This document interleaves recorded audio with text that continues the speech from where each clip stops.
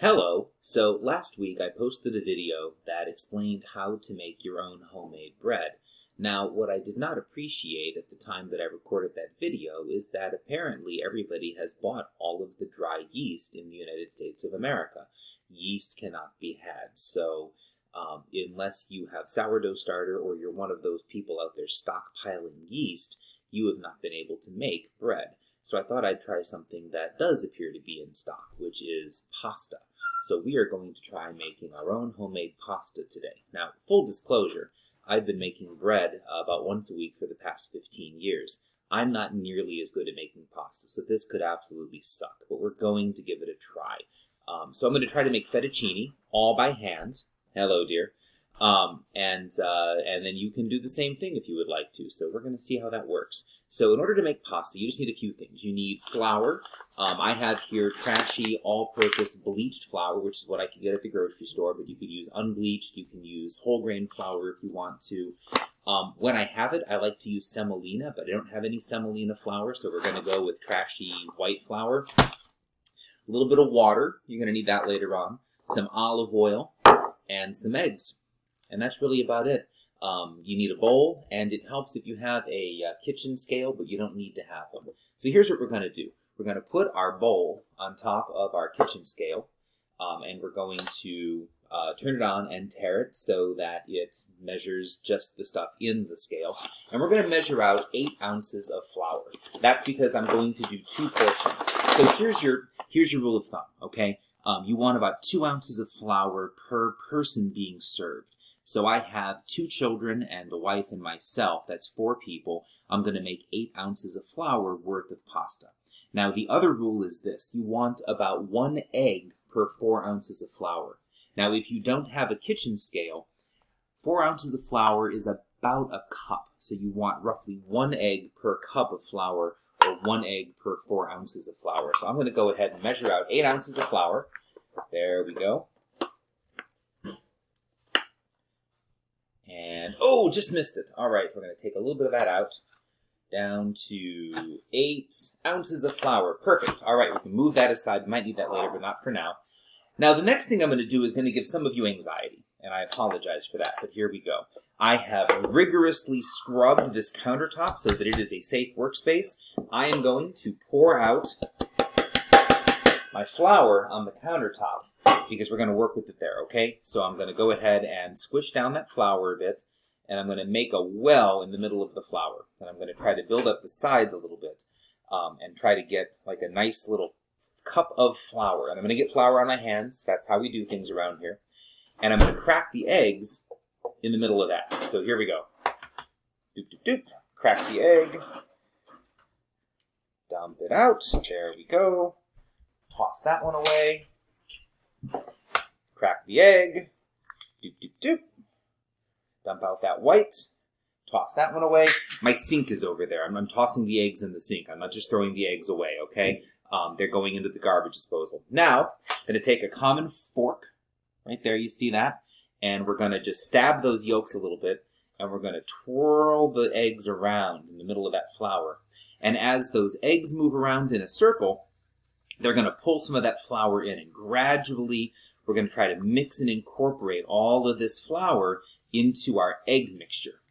And we're going to end up with a fairly dense, fairly dry mixture of flour and eggs. And then once we have a chance to see how that is, we're going to add a little bit of water. Because the thing is, unlike flour, you can't measure eggs perfectly. Eggs are different size because they come out of chickens. And chickens don't lay standard size eggs. That's not how chickens work.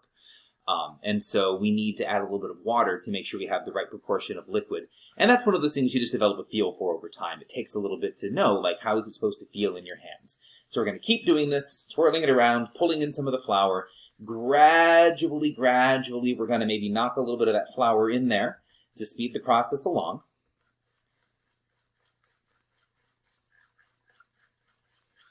Just like that. This is why I would be lousy at any sort of trade, like being a hairdresser or doing nails or whatever, where you have to make small talk with people. I'm not good at that. I feel like this is dead air, like I should be trying to talk about stuff, but I don't know. There's not even sports on. Like, I can't even make small talk about sports. Like, how are the Royals doing? Actually better than they would be if we were playing baseball. Sorry.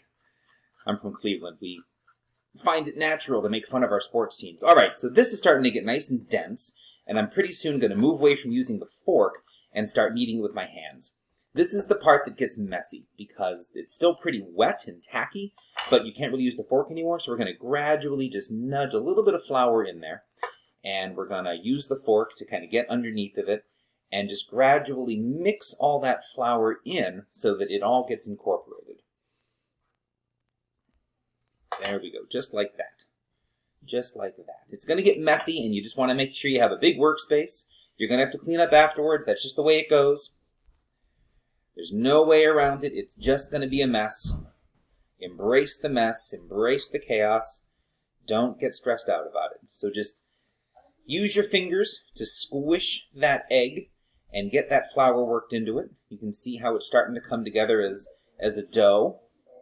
Now this is the stage at which you're going to start to see that it looks kind of dry, and that's where you might decide it's time to add a little bit of water. Now the important thing is not to add too much. If you add too much water, the pasta's not going to cut right, and it's going to be hard to work with.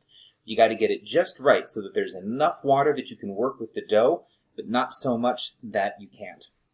So I'm actually going to start with a little bit of oil, and then I'm going to put a little bit of water in. Oh, and I just realized I totally forgot something. This is supposed to also have some salt in it, so I'm going to go ahead and add a little bit of salt as well. That's totally, actually no, I'm just going to use salt water, and that'll be fine. We're not going to bother adding salt to the pasta. At this stage, we'll just make sure to boil it in some salted water. So we're going to keep working that, keep working it, keep working it. It still seems a little dry, so I'm going to add a little bit more olive oil and a little bit more water. Just a couple of drops at a time. You don't want to add too much. You want to make sure you add just the right amount, not too much. We're going to keep working it with our hands, keep working it with our hands, keep working it with our hands. If you, like me, are feeling a lot of anxiety right now, this is one of the best things you can do because you get to squeeze and shape and at this dough, and it is a good feeling. This is definitely going to need some more water. And then when it's over, you get to eat pasta, which I don't know about you, but I was raised in an Italian-American household. Pasta is my number one comfort food. I can pound pasta when I'm feeling stressed out.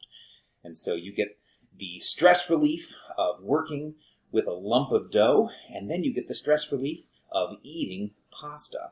It's the best of all possible worlds. All right, this is starting to come together. I'm going to go ahead and stand up so I can get my full body weight into it. Sorry you can't see my beautiful face. And it needs just another teeny bit of water. These must be small eggs. So we're going to pour a little more water on. When you pour the water on, what you want to do is create a little well in the middle of it, and that way you can get some of the water to absorb right away. And then just work the rest of it. All right. Keep working, keep working, keep working.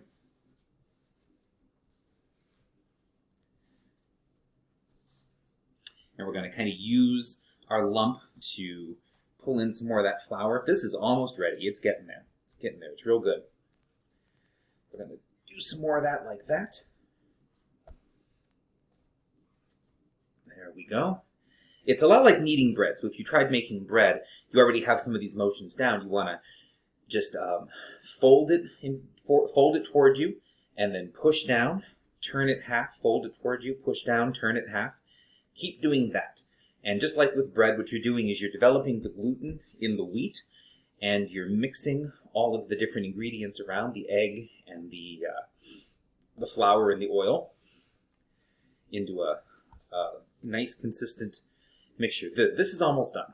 And so I will show it to you in just a moment. So when the pasta is the right consistency, it shouldn't crack. Like if you squish it like this, it won't crack on the edges.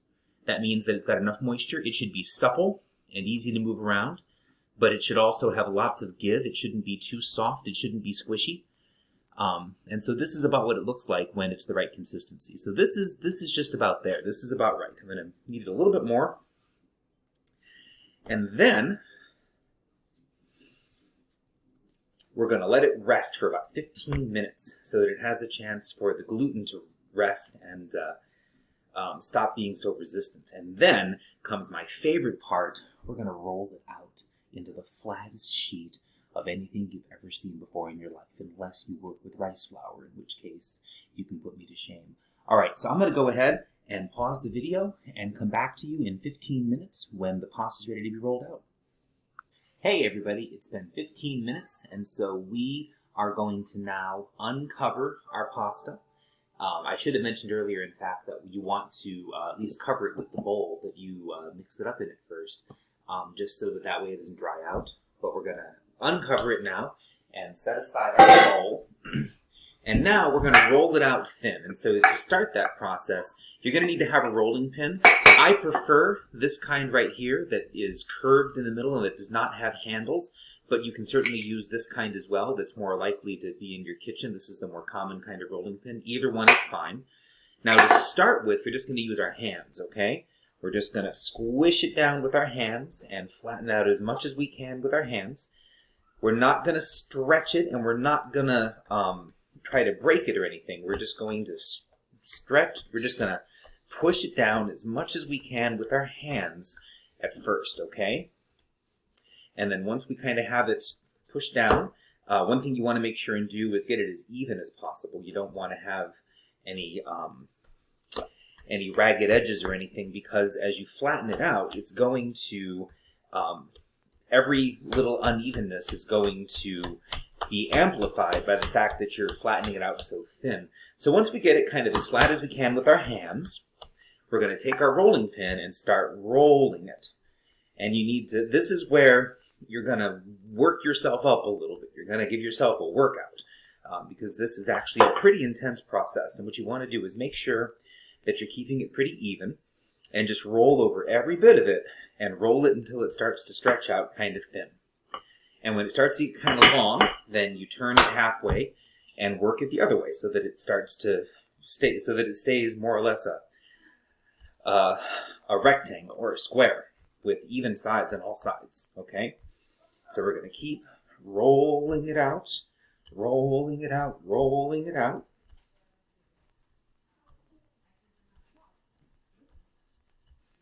You just kind of roll it back and forth. Let's try it with the other one and see how that works. Yeah, this works fine.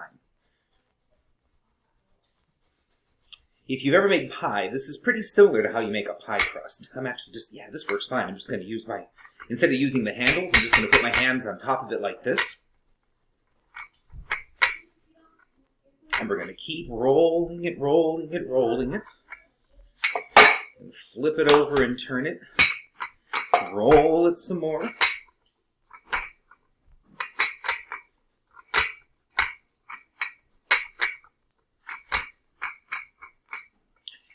Flip it and turn it, roll it some more.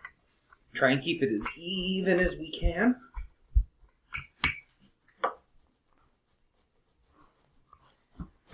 Now at this stage of the process, this is a trick that I learned from Samin Nusrat, the author of the book Salt, Acid, Fat, Heat, is you can actually take the dough and roll it up onto your rolling pin like this. And kind of go like this. And that way you use less effort to roll it out. Now the one thing you want to make sure that you do if you're doing that is you want to make sure and sprinkle a little bit of flour on it. And that way it doesn't stick. Okay? Otherwise it'll stick really bad. And the other thing you can do is notice how my dough is not even. This end is wider than this end down here. So what we're going to do is we're going to fold this end up a little bit. We're going to fold it like that. And that way it's more likely to come out even. Now we're going to roll it some more.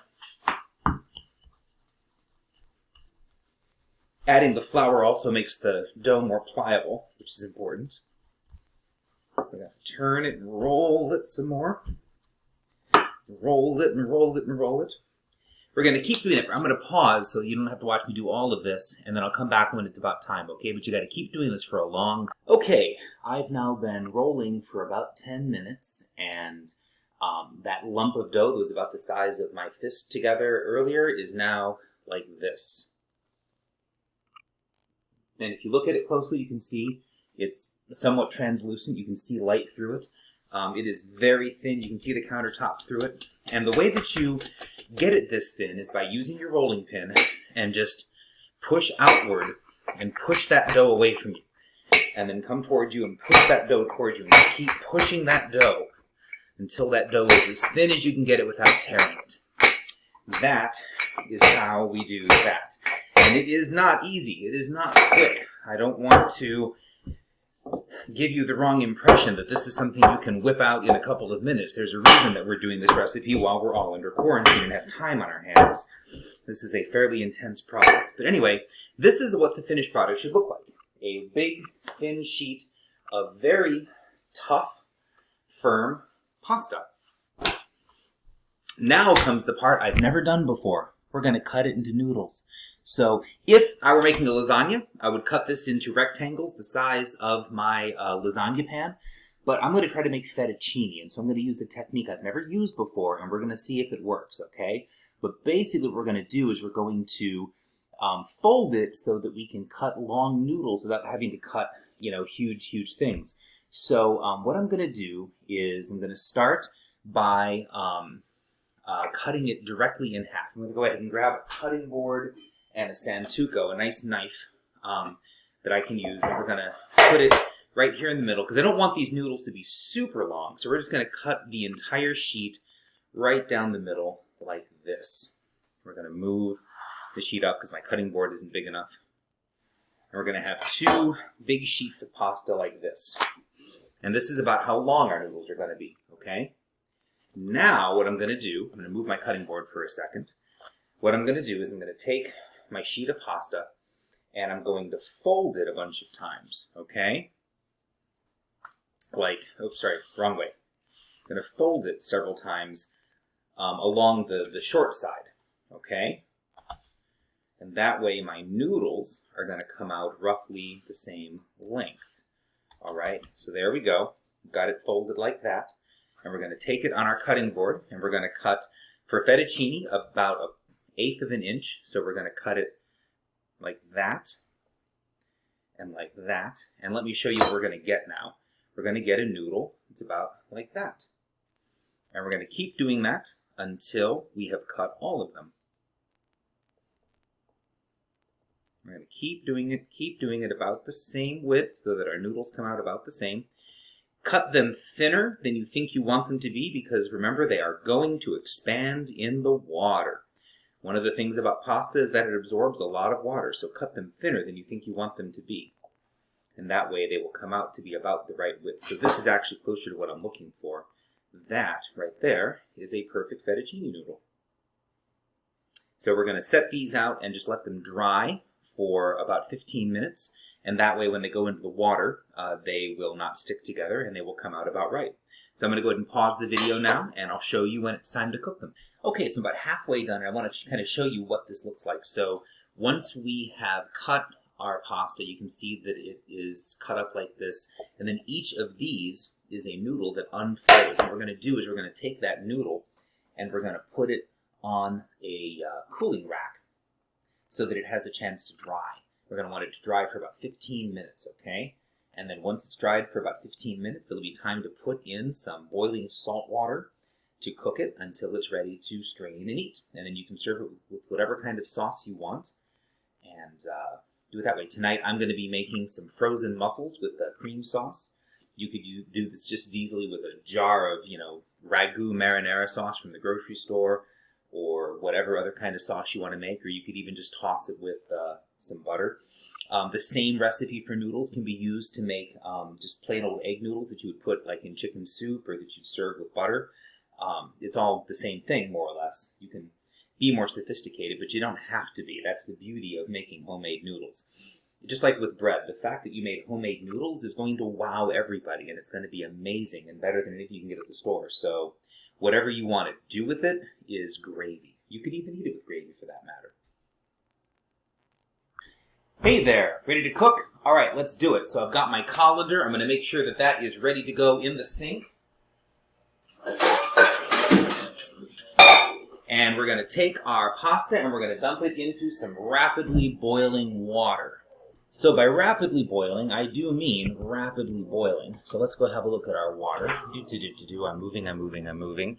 And there is my water. You can see in the back I've got some Alfredo sauce cooking and mussels. But this is the pièce de résistance. So we're going to put some salt in. Now, you've heard probably that you want to boil pasta in salt water. Yes, you do. And it should taste like the ocean. Don't be shy about that salt. Get a lot of salt in there, okay? And then once you have salted your water, then we're just going to take our pasta and we're going to dump it in the water, just like that. There we go. Got one more sheet of it, too. Now, you might be used to boxed pasta and cooking it to al dente perfection in 10 minutes.